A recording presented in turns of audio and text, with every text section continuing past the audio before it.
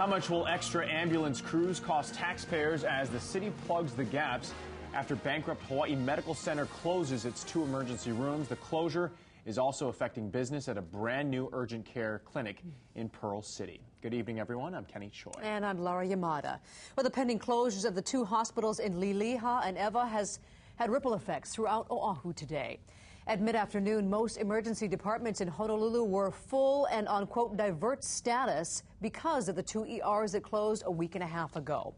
We have team coverage tonight from KITV4's Catherine Cruz, who visited urgent care clinic tonight, a very busy one because of those ER closures. But first, KITV4's Kyoki Kerr with a look at what the city is doing to pick up the slack and how much that's going to cost taxpayers. Kyoki? Well, Laura, tonight we've learned the city is planning to hire more ambulance personnel and perhaps ask for an emergency appropriation from the state to help cover the costs of the HMC fallout.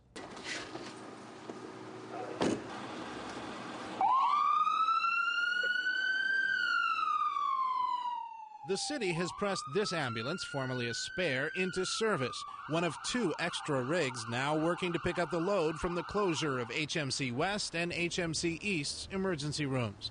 This rig is a floater, roving around the island and filling in where necessary, while a second extra ambulance has been based at the Kapolei Fire Station. The ambulances, they do have advanced life support. We start treatment right away, actually from the patient's house or accident scene.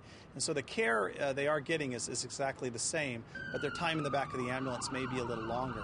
That's because instead of taking patients to HMC West in Ewa, they're now having to transport them from central Oahu to places far away, like Queens Medical Center in town.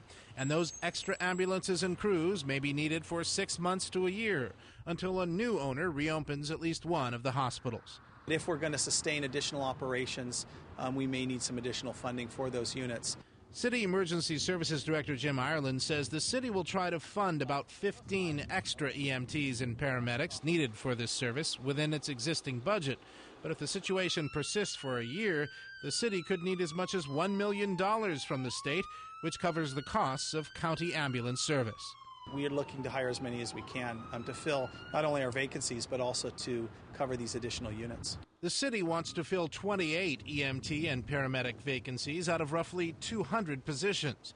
And it's getting help from Kapiolani Community College, which just graduated a class of 18 EMTs. Instead of having 2 EMT classes this year, they're going to add a summer class, what I've been told.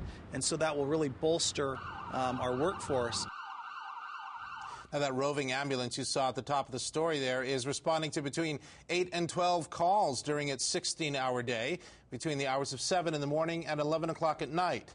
Another indication of the extra strain those closed ERs are having on Oahu's hospital system. Back to you, Laura. Yeah, an awful lot of pressure. All right, thanks a lot, Kyoki.